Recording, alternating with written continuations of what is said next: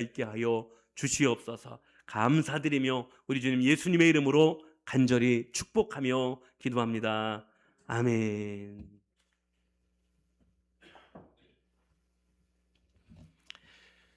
우리 말씀 듣기 전에 인사 먼저 할까요? 옆에 계신 분들, 앞에 계신 분들하고 인사합니다. 사랑합니다. 더 행복하십시오. 모든 일은 잘 될 것입니다. 사랑합니다. 더 행복하십시오. 모든 일은 잘 될 것입니다.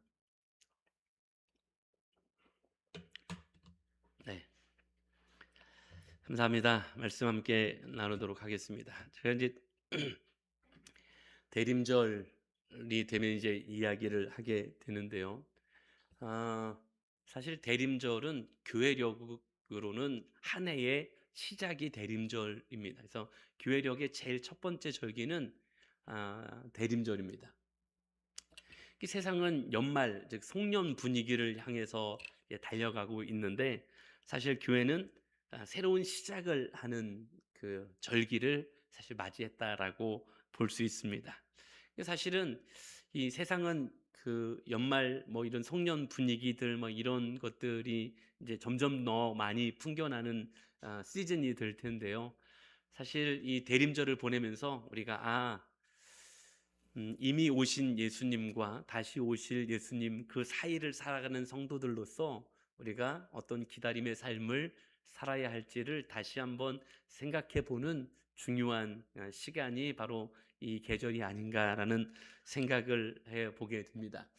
사실 많은 분들이 대림절이 그저 성탄절을 준비하는 기간 정도로 그렇게 생각을 하시는 그 대림절은 성탄절 준비하는 기간이지라고 그 정도로 생각하시는 그런 분들도 많이 계십니다만은 사실은 대림절이라는 그 안에는 훨씬 더 깊은 의미와 또 고백 그리고 결단들이 담겨져 있는 것이 사실 이 대림절이라는 기간입니다. 우리 기독교회는 아주 오랜 기간 신앙의 전통을 가지고 있는데요. 그 가운데 아주 오래된 신앙의 고백이 하나 있습니다. 어떤 신앙의 고백이냐면 주님은 오셨고 지금도 오고 계시며 마침내 다시 오실 것이다 라는 신앙 고백입니다. 그래서 주님은 오셨고 지금도 여전히 오고 계시고 마침내 오실 것이다. 이 대림절은 사실 이 위대한 우리가 가지고 있는 위대한 이 신앙의 전통 안에 있는 고백 위에 있는 것이 바로 이 대림절이고 대림절 기간 성도의 삶의 고백이 바로 여기 있다라고 이야기할 수 있습니다. 우린 간혹 이 유튜브 같은 데서 이런 영상을 하나 이제 보게 되는데요. 네, 영상을 이제 볼 텐데 우리가 간혹 이제 미군들이 이제 파병을 갔다가 군인 가족들의 품으로 돌아오는 그런 감격적인 영상들인데요. 물론 다른 많은 영상들이 다 감격적입니다만은 오늘 아주 짧은 시간이 없으니까 아주 짧은 영상 하나를 보면 이 한 소녀가 파병 나간 아빠를 기다리는 거예요. 그러면서 오늘 이 영상의 시작은 엄마와 이 딸아이가 대화하는 것으로 시작하는데 우리 아빠가 빨리 왔으면 좋겠다라는 그런 장면으로부터 이 영상이 시작됩니다. 한번 이 영상을 짧지만 잠깐 보고 집 앞에서 엄마와 대화를 나누는 딸.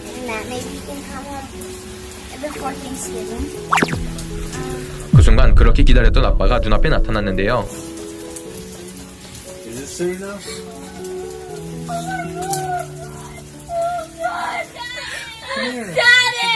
아버지는 7개월 만에 파병에서 돌아왔고 이번이 4번째 파병이었다고 합니다.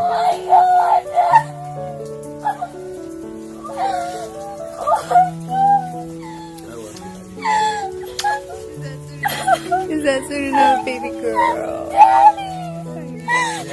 Dream, please don't let me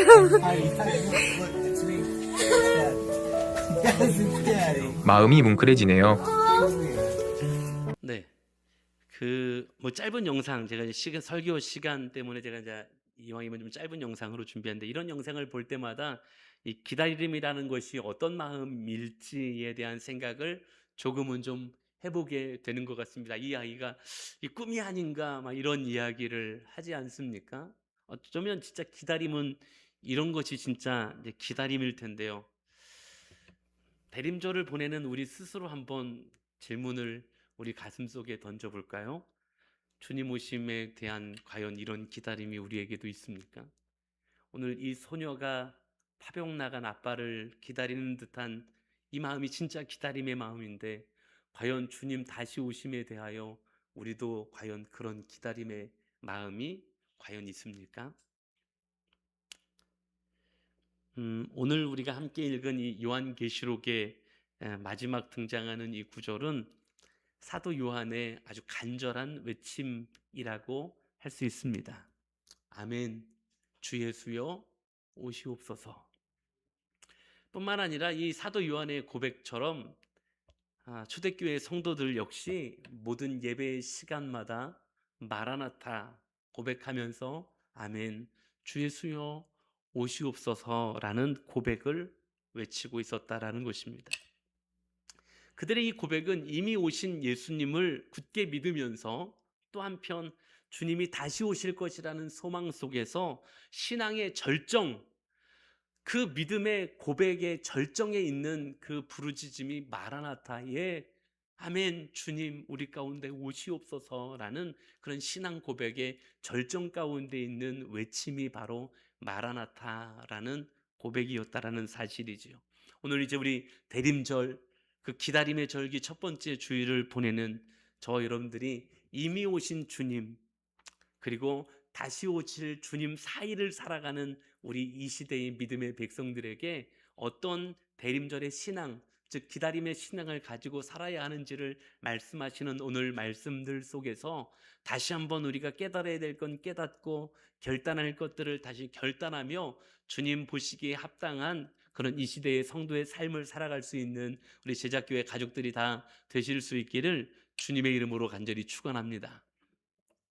자, 말씀드렸던 것처럼 이미와 아직 사이를 우리는 살아가는 사람들입니다. 참 역설적이지 않습니까?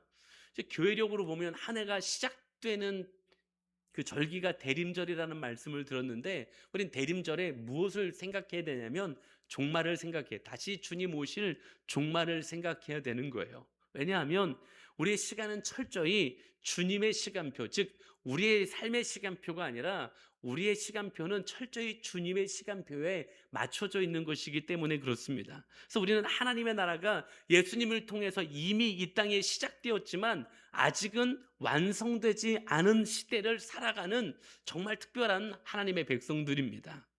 그래서 저는 제가 작년에 이 이야기를 했는지 재작년에 이 이야기를 했는지 정확하게 잘 기억이 나지 않긴 하는데요, 제가 이 신학자 이야기를 전에도 한번 드린 적이 있습니다. 누구냐면 신학자 조제 레드라는 사람인데요, 이 사람은 이미 오신 예수님과 이제 다시 오실 예수님의 그 사이 시대를 살아가는 우리들을 표현할 때 이런 표현을 썼습니다. already, 이미 오신 예수님, not yet, 그리고 아직은 이제 다시 재림하시지, 아직 다시 재림하시지 않은 예수님, 요 시대를 우리는 이 중간을 살아가고 있죠.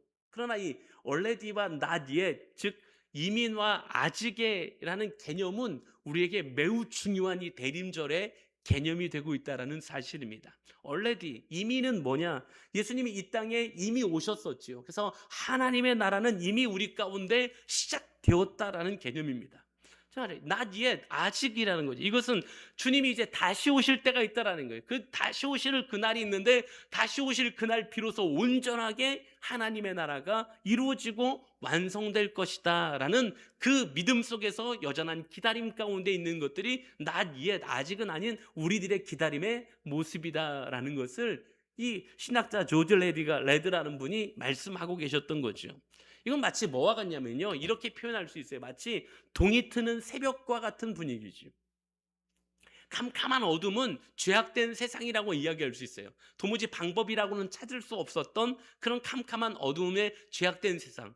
그런데 저 멀리 동쪽 하늘이 붉게 물들기 시작합니다. 한 번도 일출을 보신 적이 없어요? 저 멀리 동쪽 하늘이 갑자기 이제 붉게 물들기 시작합니다. 이제 곧 해가 뜰 거잖아요. 우리는 이거 압니다. 곧 해가 뜰 것입니다. 빛이 아직 내게 직접 비추진 않았어도 빛은 이미 왔습니다. 빛이 이미 왔기 때문에 점점 어둠이 물러가고 있는 것입니다. 태양이 완전히 떠올라서 완전히 세상을 비추는 완전한 낮은 아직은 아니라 할지라도 예수님의 첫 번째 오심은 뭐와 같냐면 마치 동이 트는 여명과 같다라는 것이에요. 그 완전한 태양의 시간은 아니지만 어둠과 빛이 공존하는 시간 속에 여전히 머물러 있지만 그러나 우리는 안다라는 거예요. 뭘 알아요? 완전히 태양이 떠올라 완전한 태양의 시간, 낮이 올 거라는 것을 우린 알고 있다라는 거지요.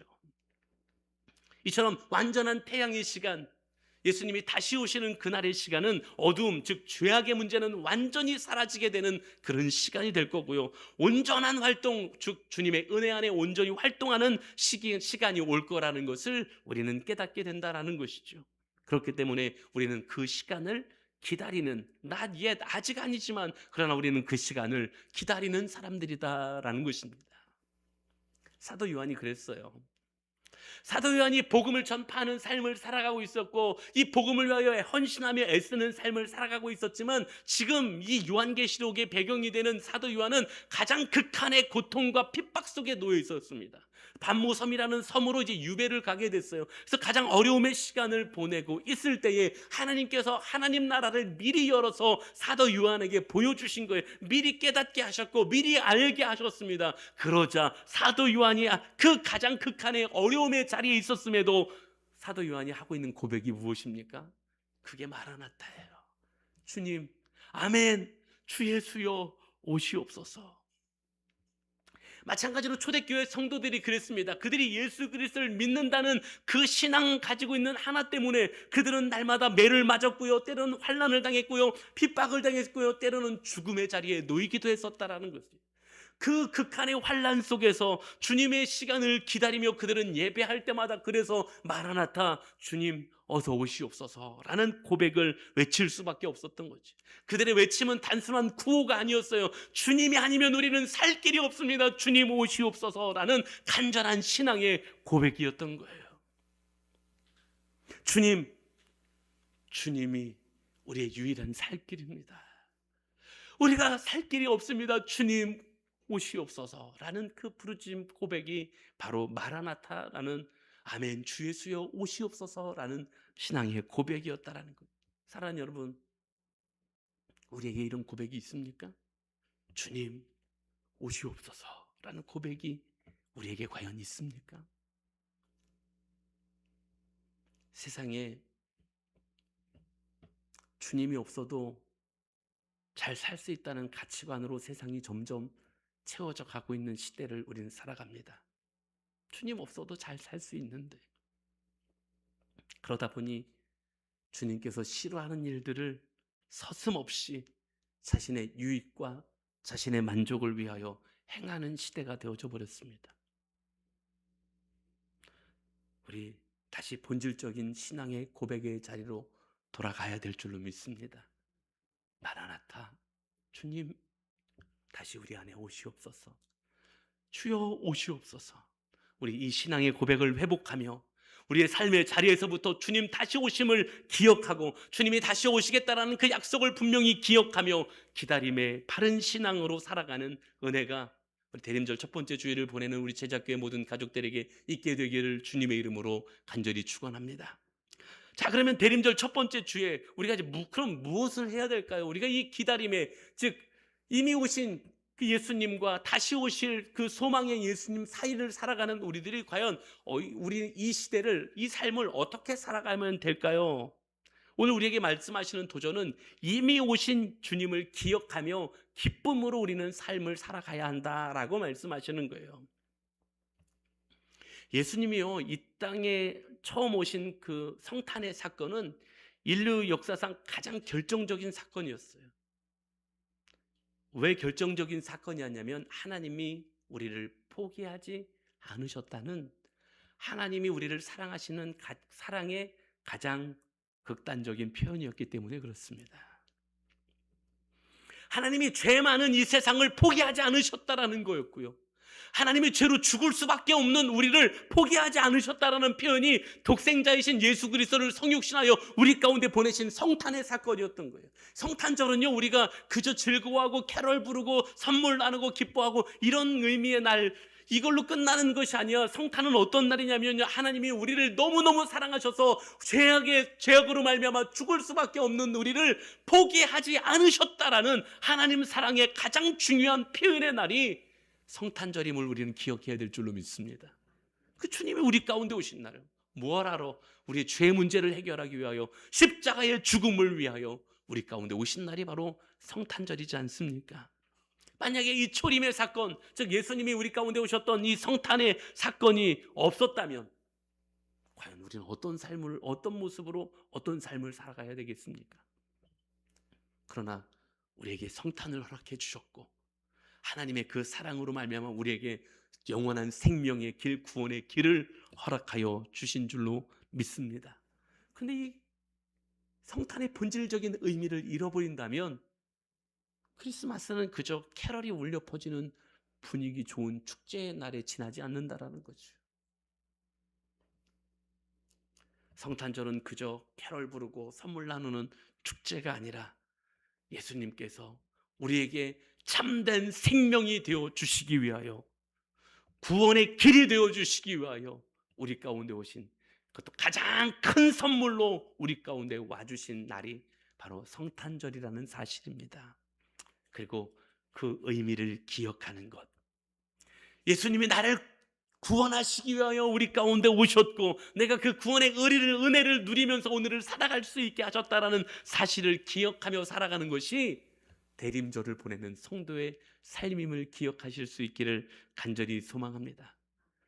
예수님이 우리를 구원하러 우리 가운데 오셨잖아요. 이미 오셨잖아요. 이미 오셨잖아요. 그래서 이미 우리는 그 은혜를 누릴 수 있는 사람들이 됐잖아요. 이걸 누리며 살아가는 것이 대림절을 보내는 성도의 삶이라고요. 날마다 안타까워, 날마다 눈물을 흘리고, 날마다 괴로워하고가 우리 인생이 아니라 예수님이 우리를 구원하셨다라는 그 감격과 기쁨 속에 사랑을 나누며 기쁨과 그 은혜를 누리며 살아가는 것이 믿음의 백성들의 삶이라는 사실을 기억하실 수 있기를 주의 이름으로 간절히 축원합니다.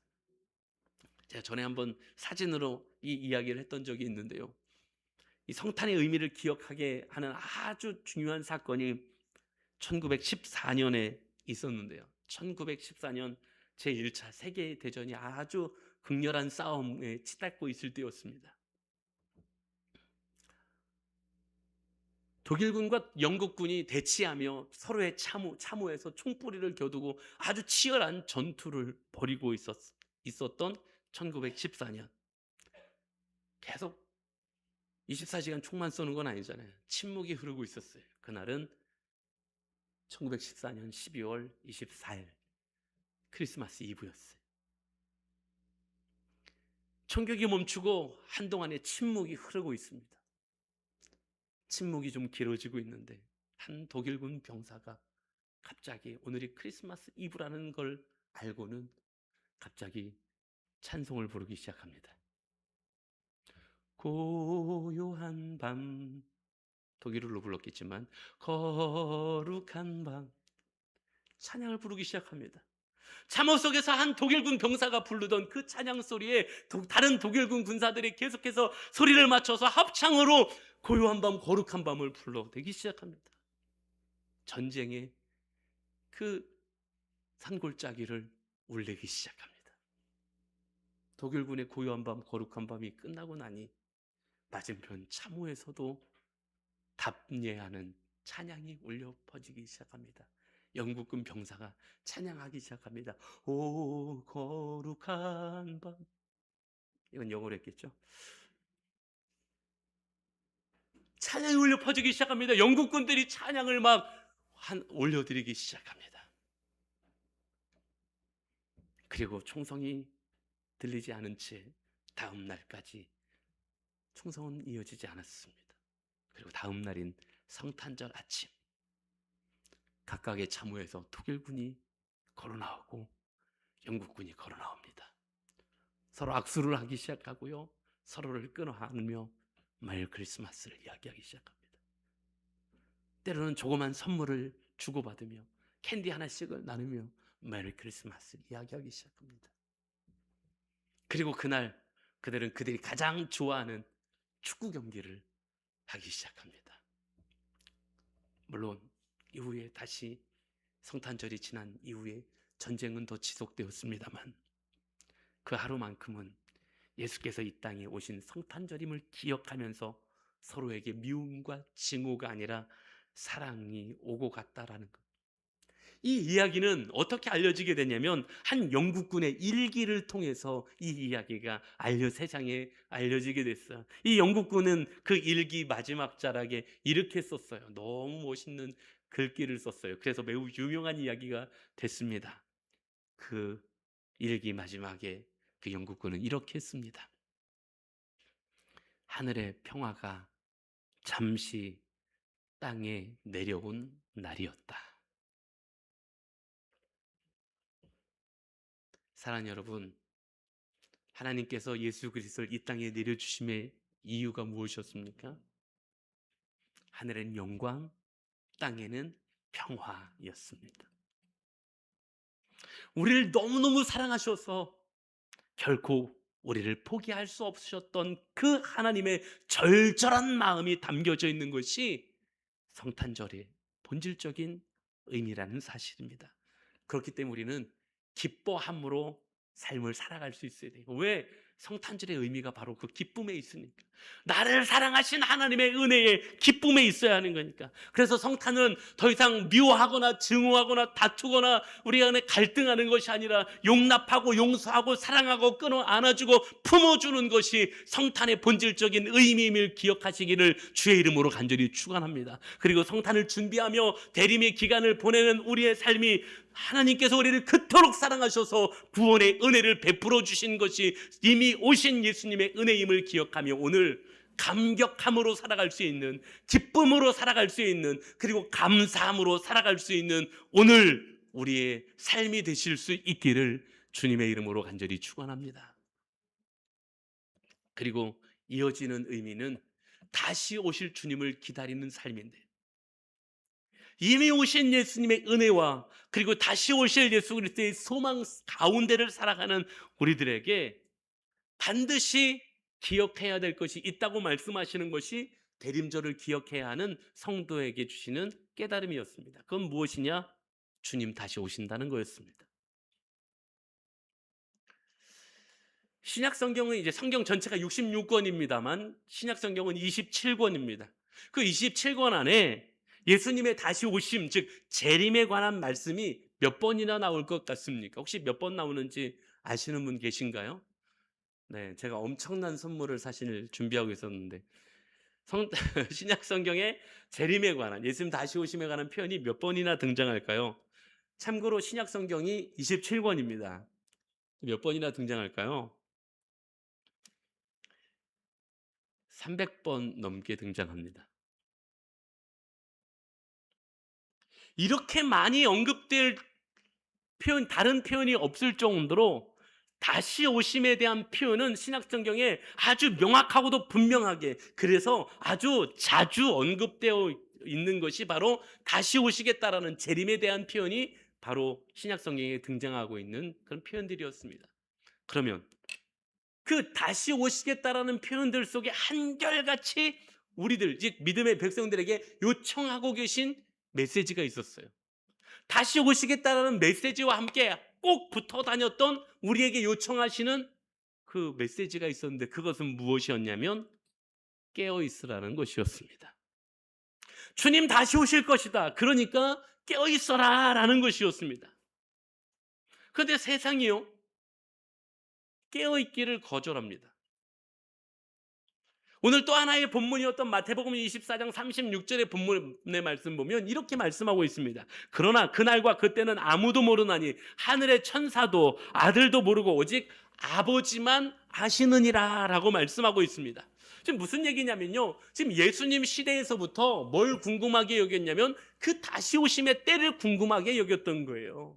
근데 그것이 지금까지도 이어지고 있어요. 그래서 사람들은 자꾸 언제 오실까를 궁금하게 여기고 있는 거예요. 그런데 성경의 관심은 언제가 아니라 어떻게에 성경이 관심을 가지고 있다라는 거예요. 그런데 세상의 모든 이단은 언제에 관심을 갖고 있습니다. 언제라는 이야기를 하고 싶어 합니다. 그러나 성경은 언제에 관심 두지 말라고 말씀하셨어요. 오늘 주님께서도 그렇게 말씀하고 계시지 않습니까? 그때와 그날은 아무도 알지 못해요. 심지어 아들도 모르고 예수님 자신도 몰라요. 누구만 아버지만 알고 계시다라고 말씀하고 있어요. 이 이야기는 결국 뭐냐면 언제에 관심 갖는 신앙이 아니라 어떻게 살아가야 될지에 관심 갖는 신앙인이 되어야 한다는 사실을 우리 주님이 말씀하고 계셨다라는 것입니다. 이게 바로 깨어있는 신앙이라는 거예요. 언제는요 깨어있는 신앙이 아니고 어떻게 살아야 되는지를 살아내는 것이 깨어있는 신앙이라고 말씀하고 있는 거예요. 그렇다면 깨어있는 게 뭐냐라는 거예요. 깨어있다라는 건 뭐냐? 다른 표현을 하면 영적 긴장감을 놓지 않는 것입니다.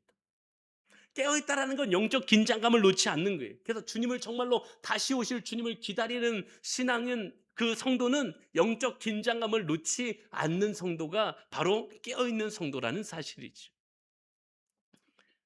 그래서 어떻게 우리가 깨어있어야 되느냐, 영적 긴장감을 잃지 말아야 되느냐, 첫 번째는 흐트러진 신앙을 계속 점검하는 일을 반복할 줄 알아야 됩니다. 내 예배가 과연 바르게 예배드리는 삶을 살아가고 있는가? 내 예배의 중심이 하나님에게 있는가? 난 기도의 삶을 제대로 살아가고 있는가? 하나님 말씀과 깊이 교제하고 있는가? 하나님의 말씀이 말씀하심을 따라 오늘을 살아가고 있는가? 세상의 가치와 기준이 아니라 하나님의 말씀이 기준이 되는 삶을 오늘도 나는 걸어가고 있는가? 이 영적인 흐트러진 나의 신앙을 날마다 다시 한번 점검하는, 영적으로 나 스스로를 점검하는 삶을 살아가는 것이 깨어있는 신앙이라는 거예요. 오늘 이 깨어있는 신앙을 살아가실 수 있기를 소망합니다. 늘 점검해야 돼요. 저녁에 주무실 때마다 내가 오늘 예배자로 살았는지, 내가 오늘 하나님의 말씀에 합당하게 살았는지, 깨어 기도하는 삶으로 살았는지, 말씀이 주시는 대로 살았는지. 두 번째, 믿음의 등불을 준비하는 게 깨어있는 거예요. 이게 무슨 말이냐? 마태복음 25장에 보면 예수님께서 비유로 말씀하실 때 슬기로운 5처녀와 미련한 5처녀를 말씀하고 있습니다. 또 제가 오늘 또 질문을 던져볼까요? 자, 슬기로운 5처녀하고 미련한 5처녀 중에 누가 잠자고 있었죠? 누가 잠자고 있었어요? 네, 다 주저할 줄 알았어요, 제가. 10명이 다 잠자고 있었어요. 10명이 다. 슬기로운 5처녀는 눈 동글동글 깨어 있었고 미련한 5처녀는 꾸벅꾸벅 졸고 있었던 게 아니라 성경에 보니까 다 졸며 잘세 그랬어요. 10명이 다 졸고 있었다고요. 그 육체의 피곤함은 어떻게 이길 수 있습니까? 다 졸 수 있어요. 다 잘 수 있다라는 거예요. 그런데 슬기로운 5처녀는 왜 슬기로웠습니까? 기름을 준비했다라는 거였어요. 기름을 준비하고 있었다라. 다시 말하면 이 기름은 성령의 충만함을 말씀하고 있는 것이고요. 우리의 믿음을 말씀하고 있는 거예요. 이 시대에 깨어있는 신앙은 뭐냐면 성령에 충만하여 우리의 믿음을 준비하고 있어야 된다라는 거였습니다. 그래서 우리가 다른 것들, 세상의 가치로는 자꾸 주님이 없어도 된다고 이야기하는 세상을 우리는 살아가고 있다고요. 그런데 우리는 성령의 충만함으로 주님이 아니면 안 된다라는 믿음을 준비하고 살아야 한다는 사실입니다. 이게 깨어있는 신앙이라고 말씀하고 있어요. 그리고 마지막으로 깨어있는 신앙은 뭐냐면 우리 주변에 힘겹고 어려운 아직 죽어가는 영혼들에게 복음을 전하는, 나누어주는 삶을 살아가는 것이 깨어있는 신앙이라는 것입니다. 예수님께서도 지극히 작은 자 하나에게 한 것이 곧 내게 한 것이라고 말씀하고 계셨어요. 마지막 때, 즉 다시 주님 오심의 때를 기다리는 가장 확실하고 실제적인 방법은 오늘 내가 그리스도의 사랑과 복음을 전하는 삶을 살아가는 거다라고 말씀하고 계신 겁니다. 우리가 2025년을 돌아봤을 때 어떤 일이 가장 기억에 남으시는 일이었습니까? 2025년 제가 돌아보니 1년 가까운 시간 동안 준비하고 진행했던 새생명 축제가 가장 많이 기억에 남는 그런 시간이요. 사실 1년 내내 제 머릿속에 이 새생명 축제가 머릿속에 늘 가득했었기 때문에 1년 안에서 제게 아마 가장 중요한 일이었을 것입니다. 그런데 성도님들도 쉽지 않다는 두려움의 생각들이 참 많으셨지요. 새 생명 주지 않은데 과연 내가 한 명이라도 복음을 전할 수는 있을까? 초청이라도 할 수 있을까? 아마 그런 두려움의 생각들 많이 있으셨겠지만 저도 고백드렸던 것처럼 저도 두려움이 많았습니다. 과연 어떤 분 한 분이라도, 오늘 이렇게 귀하게 등록해 주신 분들도 계시지만 어떤 분이라도 과연 우리 예배당에 함께 예배드리러 와주시는 분이 계실까?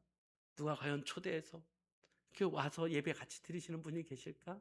또는 혹시 우리 성도님들이 힘들고 어려워서 잘 안 돼서 낙심하진 않을까? 제겐 두려움이 참 많은 시간이었어요.